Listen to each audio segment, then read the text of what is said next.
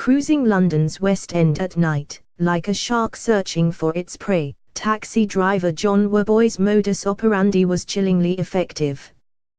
The orange light of his licensed black cab inspired trust, his friendly, courteous manner suggested someone completely unthreatening behind its wheel.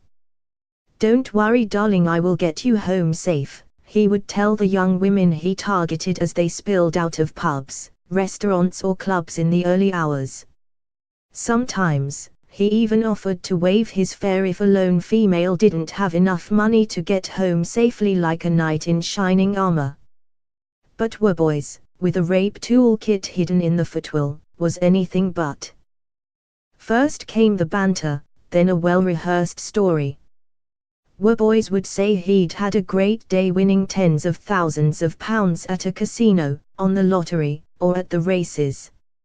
"Look," he'd tell them, turning in his seat to show his passenger a carrier bag literally stuffed with banknotes or fanning them out in his hand for maximum effect.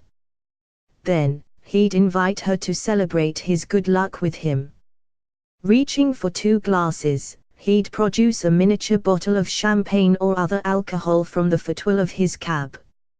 Only 6 out of more than 80 women who came forward to police refused the drink. The others later told detectives they didn't want to appear rude because Worboys seemed such genial company, a perfect gentleman.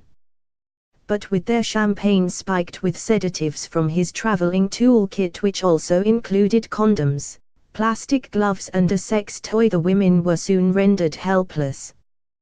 One drugged female passenger woke in his cab to find Worboys raping her, another to see him naked from the waist down, and another woke at home the next morning fully clothed but without underwear.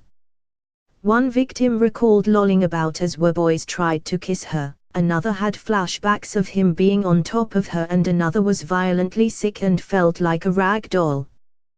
30-minute journeys would take an hour and a half as Worboys took a detour with his drugged passenger. On at least one occasion he followed his victim into her home, on the pretext of helping her. One 22-year-old who rejected his offer of champagne, only pretending to sip it, was told by a frustrated Worboys, "You've really wasted my time tonight," when he dropped her home. Jailed indefinitely in 2009 for 19 charges of drugging and sexually assaulting 12 passengers, including 1 charge of rape, with a minimum term of 8 years, Worboys was believed to be Britain's most prolific serial sex attacker. Joe Harcuts QC, prosecuting, told the jury, his intent was to ensure they were completely at his mercy, and then to sexually molest them to render them unconscious and unable to resist his sexual advances. Sentencing him, Mr. Justice Parry Davey, QC, said a report on Worboys found the cabbie was a repetitive predatory sexual offender who had not accepted his crimes and had shown a significant degree of sexual deviance.